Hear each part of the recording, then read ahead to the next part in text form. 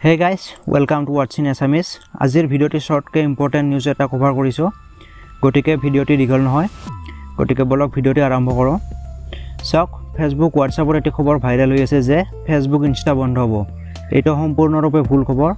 আসলতে Indian army অফিসিয়ালে হেনা সকলক এটি নির্দেশ দিছে যে Facebook Insta লগতে 89টা এপস ডিলিট কৰিব। ৰিপৰ্টটি চাব।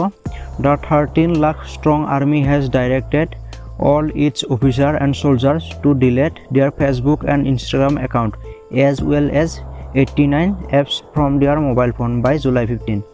গটিকে গম পালে সময়সীমা ধৰি দিছে 15 জুলাইৰ ভিতৰত ডিলিট কৰিব কৈছে। সোশ্যাল মিডিয়াত যেটো ভুৱা খবৰ চলি আছে Facebook Instagram বেন হোৱা এইটো একেবাৰে ভুল খবৰ। এইটো একমাত্ৰ আৰ্মি পাৰ্সনেল আৰু অফিচিয়েল খিনিৰ বাবেহে। চাওক আৰ্মি অফিচিয়েলে কয় যে নানা সেনসিটিভ ডাটা লিকৰ লগতে আৰ্মি জোৱান বিলাকক হানি ট্ৰেপিংৰ শিকাৰ হোৱাৰ পৰা ৰক্ষা কৰিবলৈ এই ডিসিশনটি লোৱা হৈছে।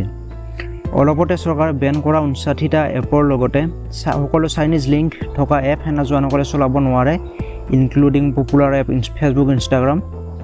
আৰ্মি অফিচাৰ এজনে তেওঁৰ ষ্টেটমেণ্টত কয় যে চীন আৰু পাকিস্তানৰ ইন্টেলিজেন্স এজেন্সি বিলাকৰ দ্বাৰা ভাৰতীয় সেনাক অনলাইন টাৰ্গেট কৰি থকা হৈছে।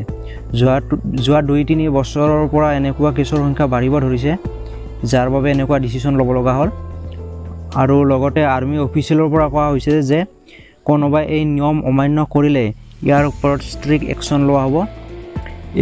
ANI নিউজ এজেন্সি এইটো নিউজ কভাৰ কৰিছিল, নিউজটিত চাব পাৰিব। Facebook Instaৰ লগতে পপুলাৰ TikTok, Pubg, Truecaller লগতে 89টা বেলেগ এপছো বেন হৈছে আৰ্মিসকলৰ মাজত। গতিকে ভিডিঅ'টো পোষ্ট কৰি লিষ্টখন চাই ল'ব পাৰিব। গতিকে আজি খবৰটি ইমানেই আছিল। ভিডিঅ'টি ইমানতে সমাপ্ত। লাইক শ্বেয়াৰ কৰি থাকিব, সাবস্ক্ৰাইব কৰিব। ধন্যবাদ।